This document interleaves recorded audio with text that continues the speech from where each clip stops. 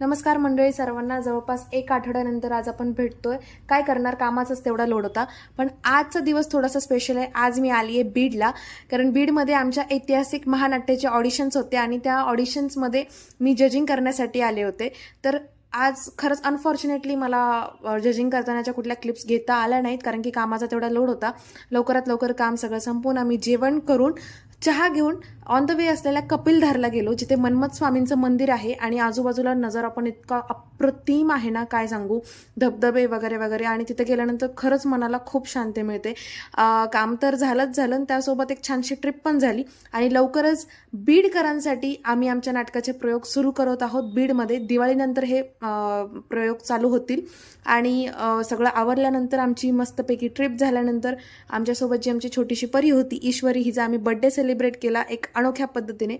आणि येरमाळा इथे शेवटचा चहा घेऊन घरी पोहोचलो.